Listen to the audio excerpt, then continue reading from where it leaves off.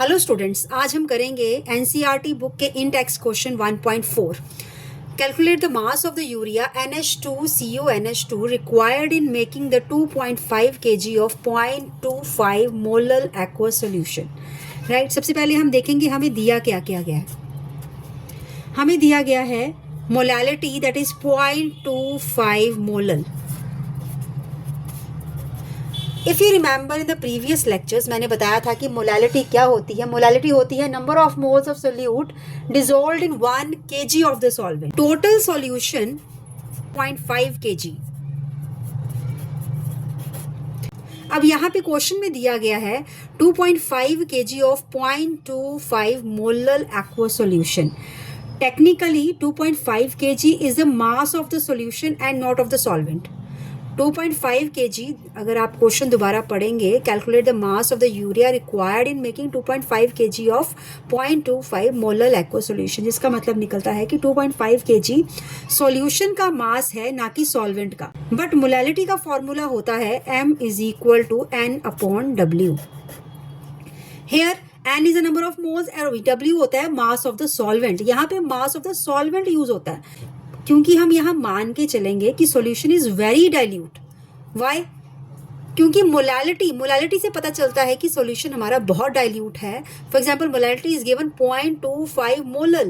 That means 0.25 moles of solute are dissolved in 1000 gram of the solvent. It means that, इसका मतलब है कि हमारा सॉल्यूशन बहुत ज़्यादा डाइल्यूट है, जिसकी वजह से हम मान लेते हैं कि mass of the solution is directly equal to the mass of the solvent. So 2.5 kg जो है, हम इसको सॉल्यूशन का मास दिया गया, हम मान के चलते हैं कि यही है, यही मास ऑफ द सॉल्वेंट है. अब यहाँ पे हम वैल्यूज पुट करेंगे. मास ऑफ द सॉल्वेंट, जो कि मैंने आपको एक्सप्लेन कर दिया है, मास of the solvent is 2.5 kg. Formula is N/W. Molality हमें दी गई है 0.25. नंबर ऑफ मोल्स हम निकाल लेंगे. वेट हमें दिया गया है 2.5. यहाँ से हमें नंबर ऑफ मोल्स निकल आएंगे which is equal to 0.25 multiplied by 2.5 which comes out to 0.625 moles. Right, अब हमें बस हमारे पास नंबर ऑफ मोल्स आ चुके हैं यूरिया के. अब यहाँ से ही हमने इसका मास कैलकुलेट करना है. अगेन हमारे पास ये एक फॉर्मूला है जिसमें हम पहले निकालते थे number of moles is equal to mass upon molar mass. यहाँ हम नंबर ऑफ मोल्स निकालते थे. अब हम यहाँ से क्या निकालेंगे, इसी फॉर्मूले से हम मास निकालेंगे. We using this formula, number of moles is equal to mass upon molar mass.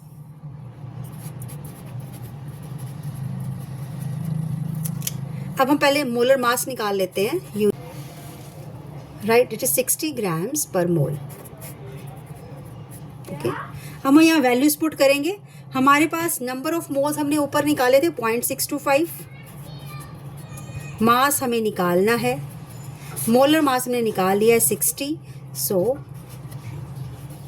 Mass is equal to 0.625 multiplied by 60 which is equal to 37.5 grams, which approximately we can take 38 grams.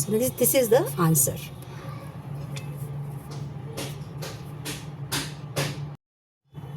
So next question is question number 1.5. Calculate molarity, mole fraction of Ki if the density of 20% mass by mass aqueous Ki is 1.202 grams per milliliter. इसमें हमें दिया गया है mass percentage which is 20% aqueous Ki solution. ये हमने पहले भी किया हुआ है, मैंने पहले भी बताया था 20% बाय मास. दैट मीन्स हमें एज्यूम करना है कि हमारे पास 100 ग्राम ऑफ द सॉल्यूशन हो. ये हमने पहले भी डिस्कस किया हुआ है कि जब 20% मास परसेंटेज दी गई हो, इसका मतलब है कि हमारे पास total 100 gram of the solution है. Assume 100 gram of solution. तो इसमें 20% मीन्स हमारे पास सोल्यूट 20 ग्राम्स है और सॉल्वेंट 80 ग्राम्स है. टोटल हो गया 100. तो हम कह सकते हैं कि पोटेशियम आयोडाइड हमारे पास है 20 gram which is a solute, and water जो कि सॉल्वेंट है that is equal to 80 grams. Right, अब हमें हमारा नेक्स्ट स्टेप क्या होता था, इसमें हमने क्या करना है, हमारे पास ग्राम्स में है, इसको हमने नंबर ऑफ मोल्स में कन्वर्ट करना है, राइट, जिसका फॉर्मूला था number of moles is equal to given mass upon molar mass. तो इन दोनों के पहले हमें मोलर मास भी चाहिए, तो पहले हम मोलर मास निकाल लेते हैं पोटेशियम आयोडाइड का। Molar mass of potassium iodide which comes out to 39 plus 127 potassium और iodine का which comes out to 166 grams per mole. Okay, now moles of potassium iodide, that is equal to 20 upon 166. 20 is a given mass, which is this 20 upon 166, which comes out to 0.1204 moles. अब यहाँ से हम molality निकाल सकते हैं। Molality का formula क्या होता है,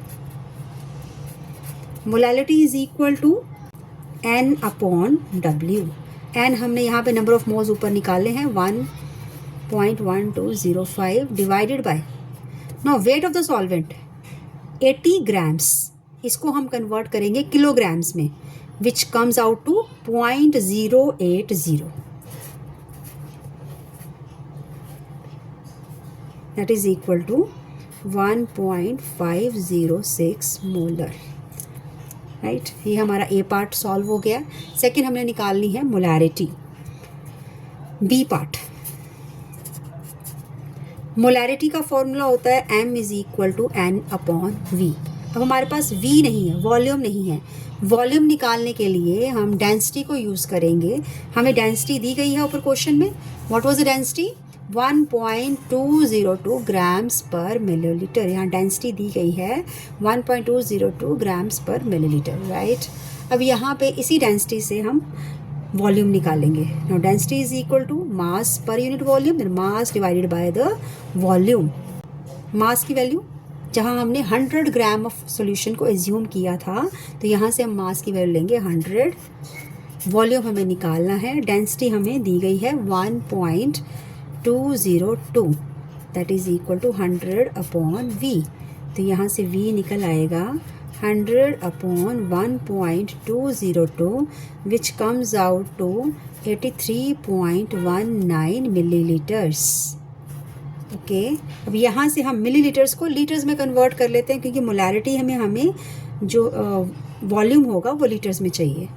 तो अगर लीटर्स में कन्वर्ट करेंगे तो ये बन जाएगा 0.08, 1000 से डिवाइड करेंगे 0.083 लीटर्स। अब यहाँ से हम मोलैरिटी निकालेंगे।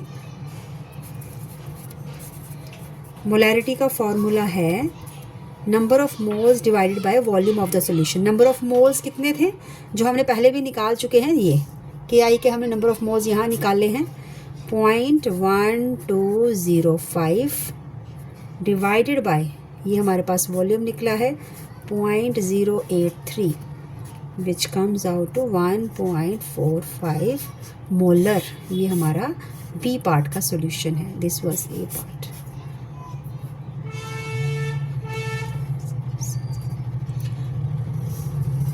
अब लास्टली हमें निकालना है mole fraction. C is the mole fraction of potassium iodide. अब mole fraction is very easy. What is the formula of the mole fraction? Mole fraction of potassium iodide, that is equal to number of moles of potassium iodide divided by number of moles of potassium iodide plus number of moles of water। अब हमारे पास number of moles of potassium iodide तो already निकले हुए हैं, जो कि हैं 0.1205, ठीक है। अब इसमें number of moles of water निकालने पड़ेंगे, तो हम पहले number of moles of water निकाल लेते हैं। Again it is equal to mass upon molar mass. तो यहाँ हमने क्या लिया था, वाटर का हमने मास लिया था 80 ग्राम्स, तो यहाँ वैल्यू पुट करेंगे 80 अपॉन 18। मोलर मास वाटर का 2 into 1 plus 16, that is equal to 18, which comes out to 4.44 number of moles, ठीक है। ये हमारे पास मोल्स आ गए। अब यहाँ पे हम मोल फ्रैक्शन निकाल सकते हैं इजीली। 0.1205 ये नंबर ऑफ मोल्स है पोटेशियम आयोडाइड के, फिर number of moles of potassium iodide plus number of moles of water 4.44। Calculation करने के बाद हमारे पास आंसर आ जाएगा 0.026। This is the mole fraction. So this is the C part.